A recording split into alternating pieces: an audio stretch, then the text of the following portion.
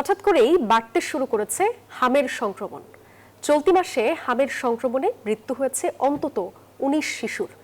চিকিৎসকরা বলছেন, হামে আক্রান্ত অনেক শিশুর শরীরে প্রথম স্টেজের অ্যান্টিবায়োটিক কাজ করছে না। বিশেষজ্ঞদের শঙ্কা, হামের প্রকোপ আরো ২ মাস স্থায়ী হতে পারে।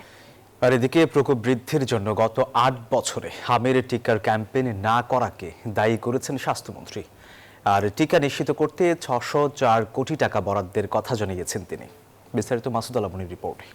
১১ দিন ধরে হামে আক্রান্ত ১৬ মাসের শিশু রাহিমকে নিয়ে মহাখালীর সংক্রামক ব্যাধি হাসপাতালে গাজীপুরের মাহফুজা।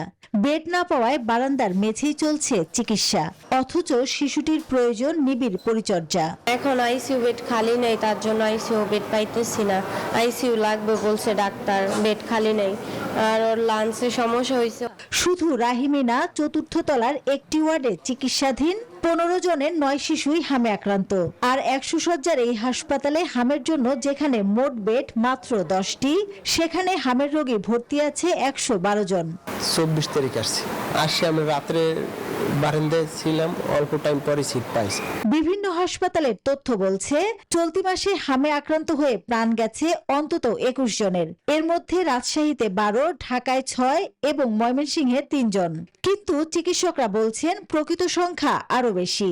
নিজের মতো মারা গেছে, সাসপেক্টেড ইলনেস, তবে বেশিরভাগ যারা মারা গেছে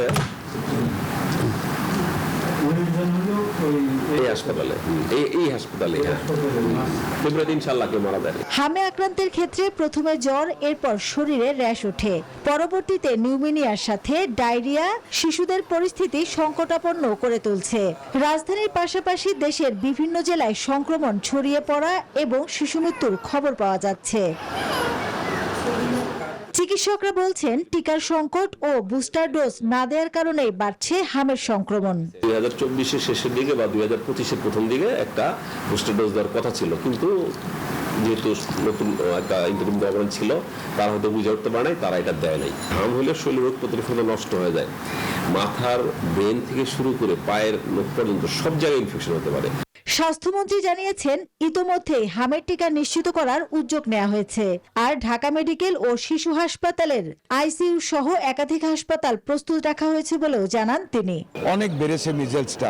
৮ বছর আগে মিজেলসের ভ্যাকসিন দেওয়া হয়েছে, এরপর আর ভ্যাকসিন কোনো গভর্নমেন্ট দেয় নাই। আমরা কিন্তু এর মধ্যে ৬০৪ কোটি টাকা বরাদ্দ করেছি। করোনার পর থেকে টিকার ঘাটতির কারণে পরিস্থিতি ভয়াবহ আকার ধারণ করেছে বলছেন বিশেষজ্ঞরা। এটা দ্রুত গাইডলাইন করা দরকার, খুব দ্রুত। সেটা হলো যে আমাদের বাচ্চাদের হামের বিরুদ্ধে টিকা দিতে হবে, বিফোরেস এটা বিশেষ টিকা দিতে হবে, এবং সেটা একটা বড় কাজ হবে। কারণ হলো যে ৩০-৪০ লক্ষ বাচ্চাকে টিকা দিতে হলে এতগুলো টিকা জোগাড় করা, তার প্ল্যানিং করা। মাসুদ আলামনি, নিউজ 24, ঢাকা।